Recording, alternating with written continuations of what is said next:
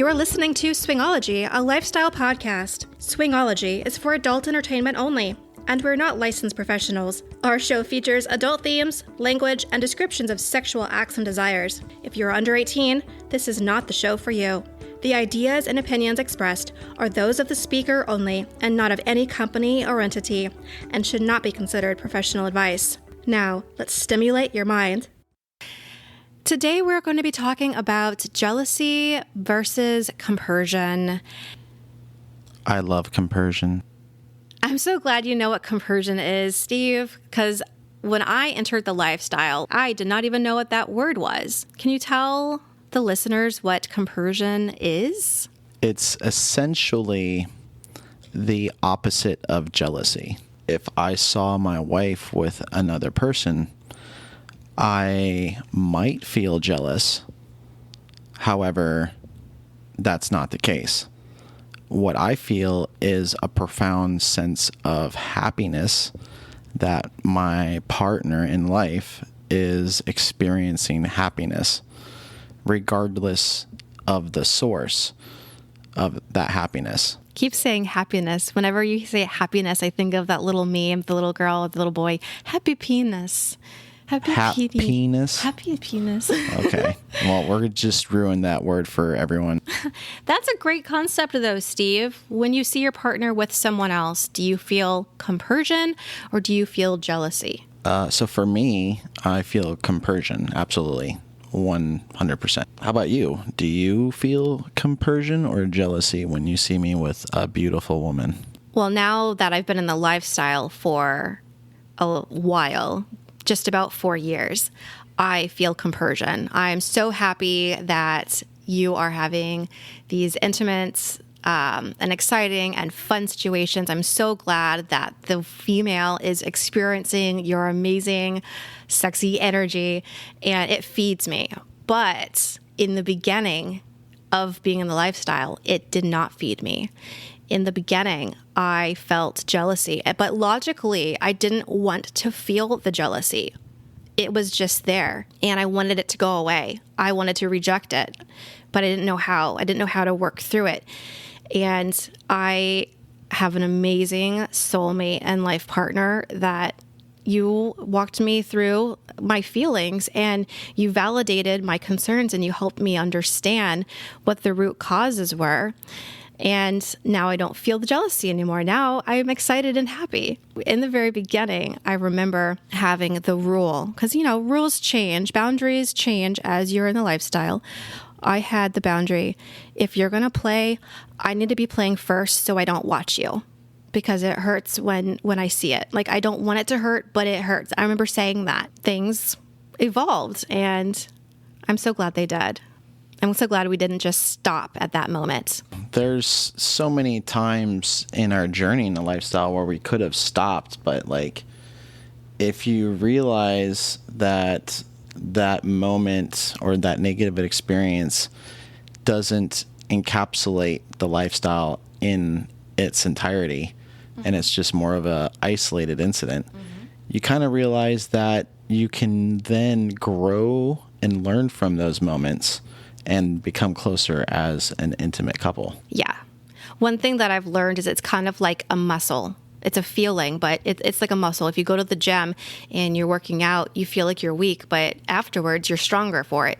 Well, we just have to flex the muscle of those emotions and work through, and you can be stronger. And the strong version is compersion. Yeah, you do need to have a partner that is willing to be vulnerable and discuss openly all of their internal feelings and thoughts whenever it comes across any of these types of topics, because you can't be walking on eggshells trying to get answers from someone. You're absolutely right. And you know what? I'm a total nerd, and you love me for that. I did some research because that's what I love to do. I've put together 10 tips on how to navigate the feelings of jealousy and find compersion on the other end.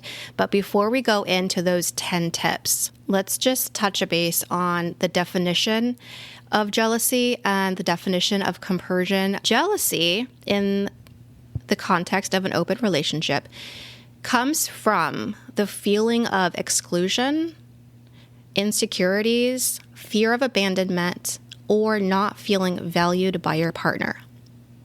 So if you're feeling jealousy, it's probably from one of those things.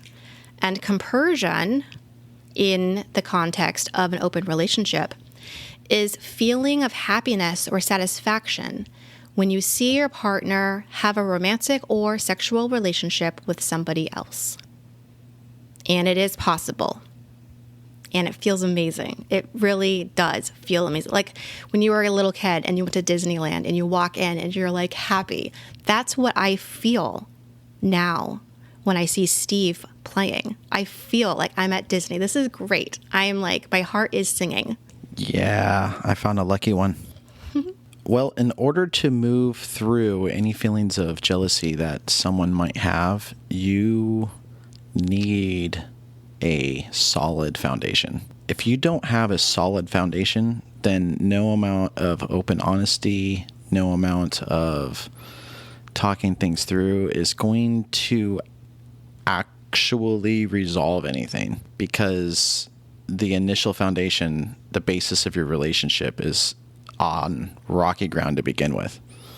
So if you don't come from a place of love and a secure place, and if you're not coming from that, and you have no doubts that your partner is made for you, then you should circle back and start there.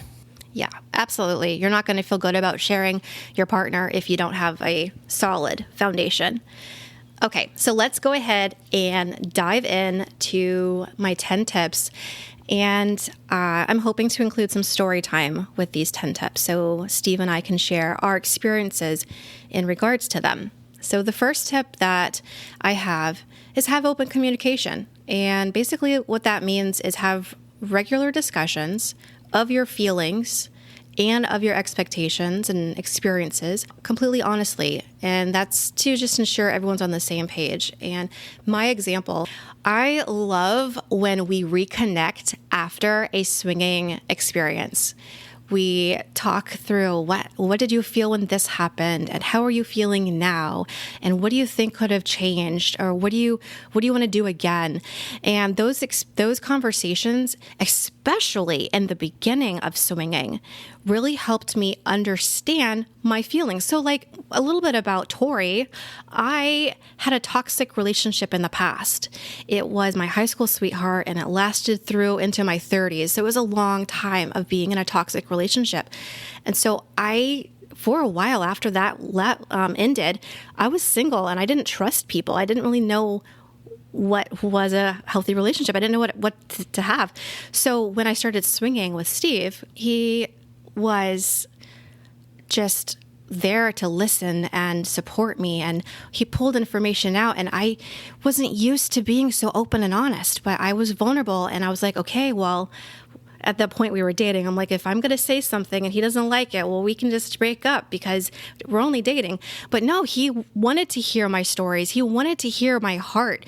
And sometimes I cried, and that was okay because, healing sometimes comes through crying. And he was just so supportive. And so I hope every listener has a partner like I do and did, that have an open listening and support each other. Do you have anything to add to that? It was a little monologue. I'm sorry. I'm busy flaking tears out of my eyes right now. I can't focus. So here's a question. Looking back in the beginning when I was being so open and vulnerable with you after those swinging experiences, and sometimes I would cry, and what was going through your head? Be more specific. So we have a swinging experience, and I enjoyed it, but at the same time, I felt jealousy. So we're probably driving home. I can remember sometimes looking out the window, trying to be quiet. I remember one incident in specific that we were at our country club, and you had just walked out of the bathroom, and there was a girl all up on me, and I think she was making out with me. I don't recall. And I do remember you feeling a very certain kind of way about that. And we talked it through. So I was like, okay, so let's begin with, why do you think you felt that feeling? You discussed that you felt that she was walking on your terrain. And I was completely floored. My stomach sunk, and I walk up to her. She's like, greets me. She gives me a hug or a smile and says hello or something. And then she just kind of escapes. And I'm just kind of stuck there in awe. I'm like, what just happened? I was new in the lifestyle. I was maybe 4 months in. So I was still navigating my feelings, and I wasn't quite sure what just happened. No one asked me to kiss you. I didn't know who she was. What did I miss out on? I thought I was missing out on something. And you helped me navigate the feeling. Let's move on to number 2. Why don't you tell us number 2, Steve? All right, number 2 is build trust. Strengthen trust by being transparent and reliable and reassuring each other of the primary commitment you have with each other. The best way to build trust is to not lie, be reliable with your words, and do not shut down your partner for whatever feeling they are feeling, regardless of how silly it may sound to you. They are feeling that for a reason. They are taking the time to discuss that feeling with you. It is not that moment when you should be laughing, joking, ridiculing, or saying they're crazy or silly or stupid for having that thought. Those kinds of comments will erode your relationship, or they will cause your partner to not want to speak freely or tell the truth anymore, because they will know that you will respond in a negative way. If you're in that kind of relationship right now, you do not have a set, solid foundation. Yeah, looking back on our relationship, especially in the beginning, remember I came from a toxic background, and you built trust, because I didn't know really what trust was until you came around. You are like literally the first person that I feel as though I actually trust 100%. I didn't know what trust was. Even my parents, that upbringing was toxic. Being transparent and reliable, those are some beautiful words. If you don't know what trust is, finding someone that is transparent and reliable, it's so refreshing, because like even you said when you were younger, you were a womanizer. Absolutely. You were not transparent. Nope. I would often tell lies. In fact, lying was so ingrained in my day-to-day behavior, I just called every lie I did was a white lie. And you were protective of your phone? Yes, absolutely. I would not let anyone see my phone, regardless of what relationship status I was in with them, because I know in the bottom of my heart that if they saw or went to the wrong area of my phone, that there would be a reckoning. What is reckoning? Is that a fight? Yes. Okay. It would be like... You'd be wrecked. It would be the apocalypse of the relationship. And what about now, Steve? So when I met you and I realized on the second day that you were going to be my wife, I decided I was going to do this relationship differently, in that I was going to start on a clean sheet of trust and openness. So I told you every dirty skeleton, every bad deed, every negative thing that I might want to hide from someone because I'm trying to impress them. I just laid it all out, and I told myself, you know what? That's a lot to dish out to one person on the second date. But if they know and can accept all of that on the second date, then I can start this relationship never having to worry about my phone, never having to worry about telling a lie or trying to remember the truth, because I will start this relationship with 100% honesty. And I absolutely love that you did that. In fact, I remember that conversation. it really sums up to just like three things. And one of them, I don't know if you ladies out there that are dating around are like me, but I found someone that I was interested in. So I did my little online research and seeing like Google his name and Google his phone number and see what you can find out of this person. So I did that. So when I came to date number 2, I already knew one of his little secrets. And so when he was telling me all of his little dirty deeds and he said that one, I was like, okay, well, I already knew that. Okay, so this is all you got? It's actually what I said. I remember leaning in the kitchen on the counter. I was like, that's all you got? You did say that, and I was kind of like taken aback. I'm like, that wasn't a small amount of stuff. That was a lot. Yeah, having transparency, it's so refreshing. I hope everyone here can have that in your relationship. And that is definitely how you build trust. So one of the things that I didn't know at the time, beginning our relationship that way, the amount of anxiety and stress I had about my phone just completely vanished. And I was like, I never have to worry about that ever again. And I remember every time an ex would ask me, hey, can I see your phone so I can order pizza? Or can I see your phone because? Or can I see your phone because mine's dead or dying or whatever?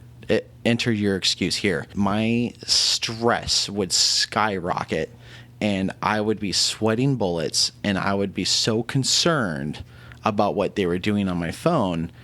I couldn't think straight because I knew that what we had in that moment could be just gone if they just went into the wrong area of the phone, And I didn't realize how that was holding me back in life and how much stress that was creating until I was in this relationship for the first time where I never had to worry about that again. The first time that you asked me for my phone, it was so easy for me to give it to you.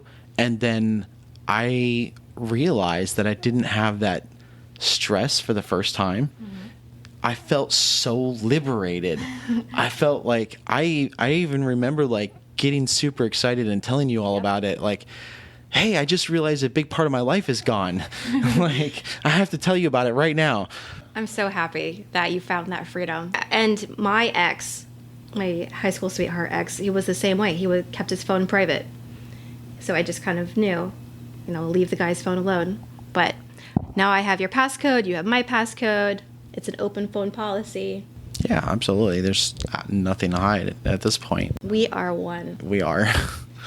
Number 3 on my tips to work through jealousy and go into compersion is set clear boundaries. And this is something that you do together. Establish and agree on specific boundaries and review them periodically. Now, boundaries are not hard, fast rules. Okay, they are a set of guidelines. We want to stay within the guidelines, but sometimes, like in football, you end up running out of bounds. So what happens? So that could be part of your conversation when you're setting these boundaries. What happens if this does happen? I know I'm not supposed to do this, whatever the boundary is, but what happens if it does? I'm not planning on it, but what happens?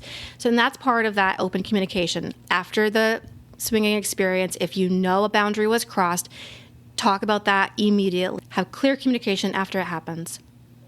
And come from a place of grace because you trust each other to hold those boundaries and respect them. So if an accident happens once, then give grace. If it happens consistently, well, that's a problem. I remember one of our boundaries that we relaxed was one of the first ones. And it was the boundary of, when you play, I play. And we both need to know when we're playing together. We went to this couple's house. They had a hot tub. We were all 4 of us playing a game in the kitchen. Then you and the husband went to the hot tub. Me and the wife continued hanging out in the kitchen because we were already vibing and we were enjoying our conversation and we were just content with staying there and being dry. You were in the hot tub, and then you were kind of put in a situation where he was touching on you, and you were touching on him, and then, one thing led to another, and you're kind of stroking his cock, and you're Now you're kind of feeling uncomfortable because you feel like the boundary that we had in place was like, I need to go ask my husband and make sure that this is okay. Meanwhile, in the kitchen, I was with this wife, and we continue talking, and she starts getting touchy, and then she asks us if she can kiss me, and we kiss for a little bit, and then I'm like, I really need to get my wife involved right now. And we met each other in the doorway while we were on our way to tell each other about what was going on in each of our little scenarios. And we realized the boundary we had was in the way in that moment. It wasn't protecting us anymore. It was in the way from us being able to enjoy our own experiences. Yes, and I actually remember another example that we ended up changing our boundary. We went to a house party, and this was when the boundary was, if you play, I play. If I play, you play. We only play if the other person's playing. That was the boundary. So we go to this house party, and I like the party vibe, okay, but the clientele, I don't know what words to say. The people that were there were not my type to play with. They were of an older crowd. I could talk to them all day long, so there's that sapiosexual type of energy there, kind of, but I was not thirsty or really wanting to play with any of them. However, you like older women because they come with some confidence. Yes, and they have great energy, and so you wanted to play. I remember we did our little walk around the house. We got drinks. We did a little talking and networking, talking to people. We reconnect privately, to say, who do you like? Who do you like? Whatever. And I said, I don't really want to play with anyone here, but I want you to play. And you said, but honey, I only play if you play. And I said, I really feel like I want you to play, but I don't want to. And you sat there for a moment and you had to digest changing that boundary. And do you remember that? Yes, I do. I remember that. It took me a minute to first I needed to make sure okay, is this a real boundary that we're cutting away? Is this really happening, or is my wife testing me? Should I not say that I want to do this because then I'll get a negative reaction? So I remember thinking all of these little things, and I just realized no, my wife's being genuine, and I should be okay to play. And so I took a moment, I thought about it, I realized that's the direction that I was going to go. And once I made that decision, and you saw that I had made that decision, your face lit up. And you said, that's great. And that was affirmation enough for me to be like, okay, I'm going to go play. And so that particular house, big, beautiful house, they had a fire pit in the backyard. I have a love for fire pits. I don't have one at my house yet. So I'm like, I'm going to go sit out by the fire pit. So I go out to the fire pit enjoying the stars. A newbie couple comes in rather late. They're younger. They want to be in the lifestyle. They're exploring options, but they haven't really done much. They got to the fire pit and we're talking. And, I think we talked for about 45 minutes. Then I was like, well, guys, do you want to go into one of the rooms and just see what happened? Just to see, we don't have to do any swinging. We could just kind of massage each other. I wasn't trying to be thirsty. I wasn't trying to swing, and neither were they, but they were kind of curious to see what would happen. So we went to one of the side rooms downstairs, remember? Mm-hmm. And the guy, he's used to locking the door whenever he goes in a bedroom. So he locked the door, but that was a whoops. And we did end up swinging. And it was me and the couple. So I was kind of their unicorn for the night. And when you went to look for me when you were done playing, mm-hmm. and then you realized, wait, she's not outside. She's not in the kitchen. There's only one other place. You go to that room. The door's locked. What are you thinking? You had just got done telling me that you weren't feeling anyone here at the party. And then so now I'm listening, my ears to the door. I hear your voice on the other side. You're in there. And I'm like, okay, well, I really don't want to ruin her moment, but, you know, at the same time, I did kind of want to check in a little bit. So I knocked on the door, and you came out, and you're like, sorry, we didn't know it was locked. That was fun. That was just a great example of where boundaries sometimes need to be tweaked, especially like in the moment. It depends on your communication level and your comfort level, of course. But I'm glad we did that because I did end up playing, you know, and we evolved. Yeah. We talked about why it was okay for us to drop the boundary in that moment.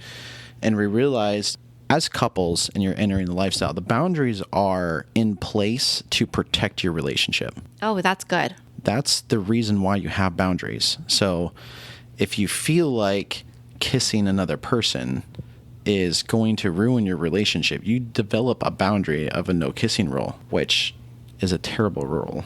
A lot of people in the swinger community do not like that rule, but everyone needs to feel safe. So if that's your rule, hey, own it. That's fine. You will find the people that are cool with it. It just takes time. Yes. And maybe shame on me for dogging that rule right there. It's okay. We're all learning. We have rules that people cringe at too. Do we know? Yeah. What's our rule? For example, we sometimes don't play in the same room. Or maybe you can play and I don't. Or I play and you don't. And other people, they might have their hard, fast rule. Well, we play together. Or that's true. We only play separate or whatever.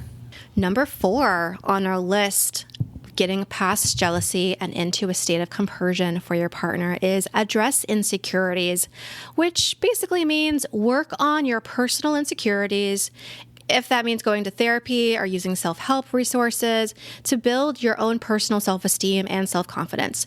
In my case, my husband, Steve, he was my partner and walked me through. And now, honestly, he has had like some training with therapy. Like he used to be like a therapist for a little while. No. What were you? I have never had a therapist or certificate, but I was like a volunteer, like just someone that was willing to listen and help couples through some difficult times at a church I was going to at the time. Yeah. So he has experience. That's what I meant to say. He has experience helping people through communicating with couples. That's basically all it was. You are the couple whisperer. You've actually helped couples work through situations, and which we will talk about at another time. Oh my Lord. Okay. Number 5 is focus on the primary relationship. This should be pretty obvious, but even Steve had to work on this in the beginning. We will get to that. What I mean by focus on the primary relationship is prioritize quality time together to maintain your strong emotional connection outside of swinging. So let me give a better picture of what I meant.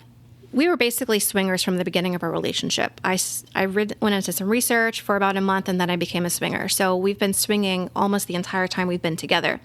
And in the beginning, I felt as though that Steve was a little on the thirsty side when it came to swinging. And what that made me feel like was second.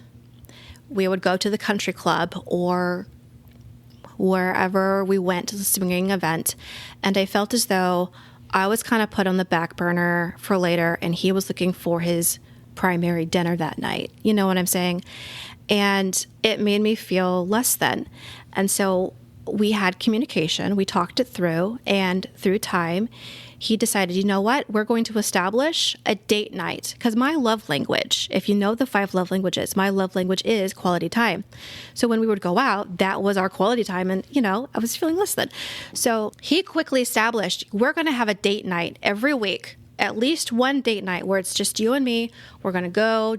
Maybe it's to the lake, walk around. Maybe it's to dinner, the movies, hold hands. We're going to have just our quality time to connect.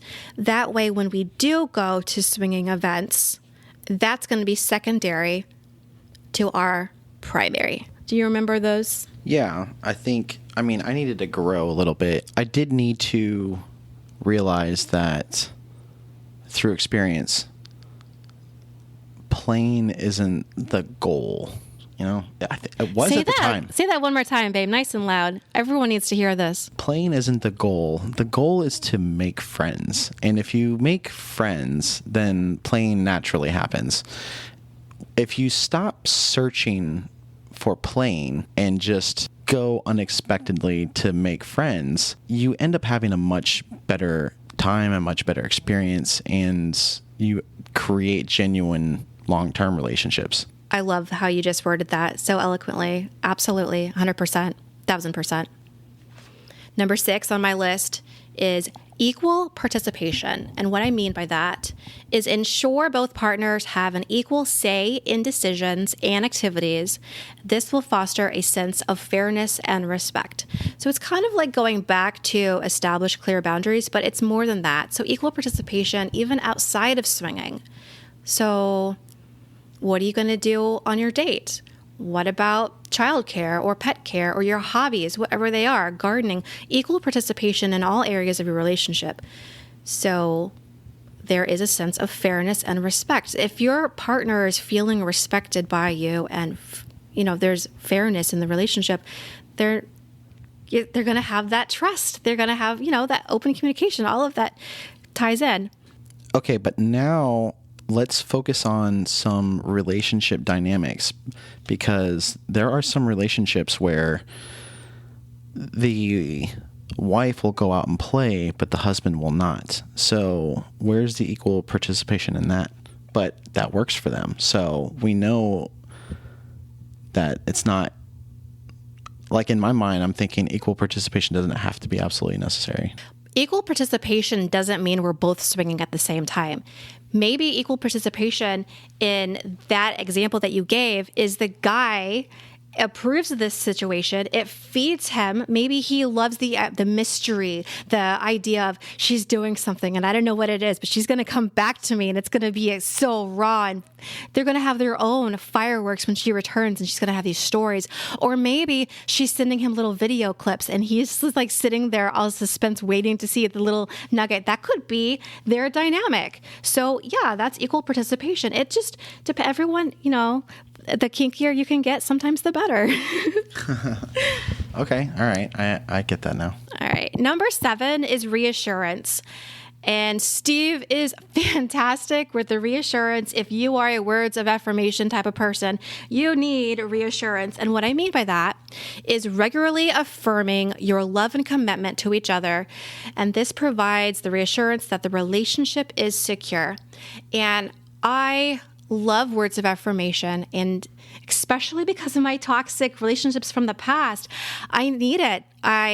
It's not that I want it, it's that I actually need it. And you're so good at consistently telling me how solid we are and feeding me with, the reassurance that I need.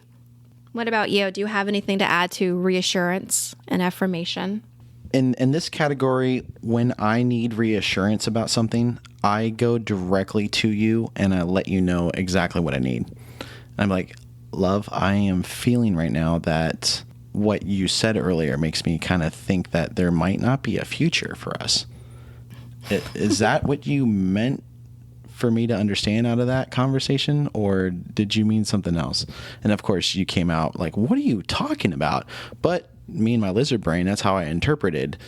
So when I need reassurance about something, I just go right to it. I'm really quick about just like, hey, let's talk on this real quick because I need something. That goes back to open communication. Use your words. We are adults. And, if you need to set us at a time, we need to talk. Don't say those words, because some people are like... That's a trigger for some people. So maybe not say it that way. Say, we're all good, but I need reassurance in this area, blah, blah, blah, blah, blah. All right. Number 8, reflect on motive. Continuously reflect on the reasons for having an open relationship and ensure they align with both partners' desires and comfort levels. I think that is important. It is good to check in with each other, and sometimes when you feel like, how many couples have we talked to that were like, why are we doing this? They're swinging, they're having fun, but then at some point, for some reason, they look at each other and they go, "Why are we doing this? Why are we still doing this?" And it's like, we had our fun, we're good, we don't need to keep going. And those kinds of conversations need to be had, because maybe you don't realize that you already got what you wanted out of the experience and you don't need to revisit it again. Or perhaps that you're in a relationship where you both want unique experiences to happen frequently. So just checking in on each other, talking about why are we doing this, making sure you're both still on the same page. Doing that every once in a while is healthy. That way you're not unknowingly leaving your partner behind in a situation that they haven't discussed with you. I have a question for you, Steve. Then I have an answer. Looking back at when you began swinging, what was your motive?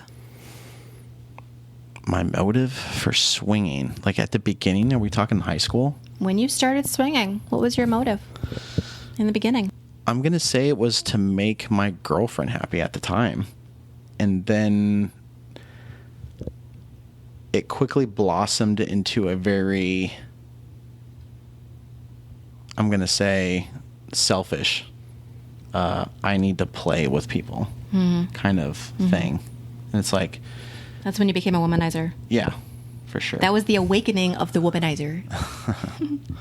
Tori, how about you? When you started swinging, what was your motives for swinging? Okay, great question. So mine is twofold. I first started researching swinging because you said, we were dating at the time, and I was falling madly in love with you, and I didn't want to lose you. And you said one night when I got you tipsy, you whispered in my ear, and you said, you know, I always told myself if I was going to be with another person that she would have to be a swinger with me. And in my tipsy brain, I was like, check. I got this. I can do this. So I dived into research because in the beginning, I didn't think I could do it. So I was like, well, let me just research, see what swinging is all about, give it a go, see if I can do this. So my motive was to keep you because I didn't want to lose you. And it quickly evolved into freedom and excitement. And I've met so many amazing people. Like, wow, the lifestyle is just so freeing. Like, there's no judgment. There's just hedonistic living. It's just have fun, relax, be cool. Have, you know, like, I don't know. I freaking love the lifestyle. And I'm so glad that you whispered those tipsy words in my tipsy brain that night, because here we are podcasting about it. Yeah, that's true. Yes, by and large, the lifestyle community is judgment-free and they're kink-friendly, but there's always going to be bad apples in every group. I'm not going to say be on guard, but just be aware that you might come across a bad apple early in your endeavors of venturing into the lifestyle. Recognize it for what it is. And what are you going to do when it happens? Have this conversation. Realize that that is not the norm and move on. Yeah, pivot. That we could have a podcast all about pivoting. Be quick to pivot. Don't take things personally. Pivot, and remember you're with your partner. So in the end, have fun with your partner. Number 9 and 10 on my list go side by side. They go together. 9 is take breaks.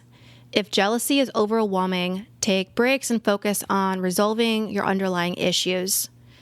And number 10 takes that a step further. Seek professional help. Consult a counselor experienced with non-monogamous relationships to navigate super complex issues. Honestly, I feel like we don't have any experience with those 9 and 10. We really don't.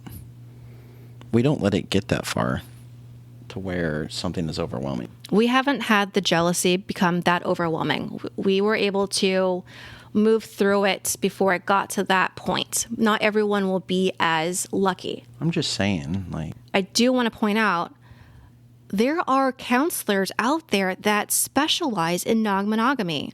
So seek them out. And I actually would love to find a counselor that specializes in non-monogamy, not for my own therapy, though that might be good, but to interview and to pick their brain and hear, their tips. That might be so interesting. Okay, Steve, I have a bonus. Okay. What's the bonus? The bonus is for our listeners and for you and me. I have 3 affirmations. Obviously, we know affirmations will not heal anyone or fix anything. However, I see personally affirmations as a vitamin that will help give you a little boost. So let me share some affirmations that might help. I have 3 of them that might help you as you're navigating through jealousy and into compersion. Number 1, I am fully confident in the solidity of my relationship. I am fully confident in the solidity of my relationship. I love that. Number 2, my partner is desired by others, and that is sexy. I know that while other people may enjoy them for a time, they are my soulmate and life partner and will always come home to me. My partner is desired by other people, and that is sexy. I know that while other people may enjoy them for a time, they are my soulmate and my life partner, and they will always come home to me. Because they will. They are your person. They're just playing. Okay, number 3. Our experiences and partners will never be equal, and that is okay. I'm happy that my partner is happy. So this goes into when you're trying to make those elusive 4-way vibes, and maybe you get to the bedroom, you find out that me and the other wife have explosive sexual chemistry, and you and the other guy is a dud. I remember this experience. He was such a flirt at dinner. He gave me all the little eyes and the footsie under the table, brushed my hand sometimes just by accident, and knew exactly what to say. And she was quite quiet, actually, at dinner. But wow, once we got to the bedroom, you guys were fireworks, and this guy was not.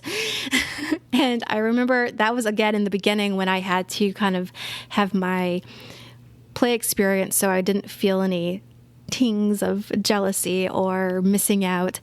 And I remember watching your connection, and on one level at that point I was happy for you, but on the other level I felt like I wanted to feel it too. It wasn't fair. So that is an example that your experiences and your partners, even the amount of partners, will never be equal. But that's okay, and that we should be happy that our partners are happy. Guys, thank you so much for listening. I wouldn't be here without you. Actually, I would, but no one would be listening. Thank you for listening. You're the best. And let's connect. Let's connect and stimulate your mind. Stimulate your mind. Thank you so much for listening to Swingology. I'm truly honored to have you as a listener. If you liked what you've heard, consider subscribing to our podcast or connecting with us on social media. The links can be found with the episode show notes. This is Tori Kist, reminding you to stimulate your mind.